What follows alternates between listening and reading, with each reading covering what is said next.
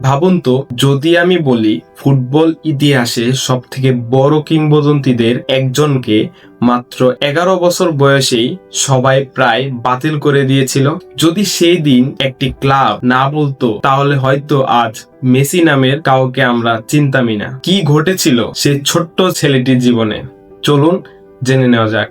1987 সালের 24 জুন আর্জেন্টিনার রোজারিও শহরে জন্ম নেয় এক শান্ত লাজুক ছেলে, লিওনেল মেসি। বন্ধুরা যখন খেলাকে শুধু আনন্দ হিসেবে দেখত, মেসি তখন ফুটবলের মধ্যেই নিজের পুরো পৃথিবী খুঁজে পেত। বল পায়ে নিলেই সবাই অবাক হয়ে যেত। কিন্তু ঠিক তখনই তার জীবনে নেমে আসে সব থেকে বড় ঝড়। ডাক্তার বলেন মেসির গ্রোথ হরমোন ডিফিসিয়েন্সি রয়েছে, অর্থাৎ তার শরীর স্বাভাবিকভাবে বড় হচ্ছে না। নিয়মিত ইনজেকশন ছাড়া তার স্বপ্ন শেষ হয়ে যেতে পারে।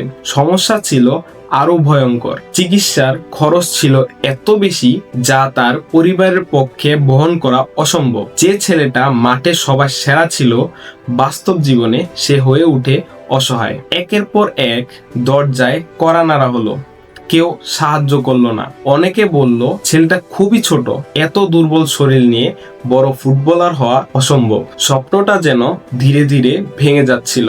ঠিক তখনই ঘটে সিনেমাকেও হার মানিয়ে দেওয়া এক ঘটনা। স্পেনের বার্সেলোনার কর্মকর্তা মেসির খেলা দেখে হতবাক হয়ে যান। ক্লাবের একজন কর্মকর্তা এতটাই নিশ্চিত ছিলেন যে অফিসিয়াল কাগজের অপেক্ষা না করে একটি রেস্টুরেন্টে টিস্যুর উপরে লিখে দেন, এই ছেলেকে আমরা দলে নেব।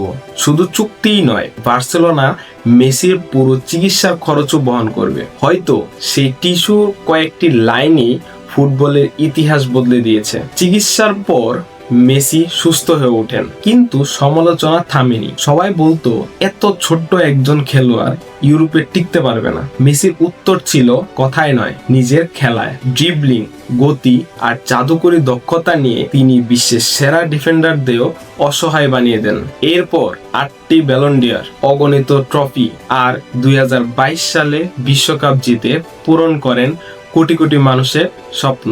যে ছেলেটাকে সবাই বলছিল তুমি পারবে না, আজ পৃথিবী তাকে চেনে এক নামে, লিওনেল মেসি।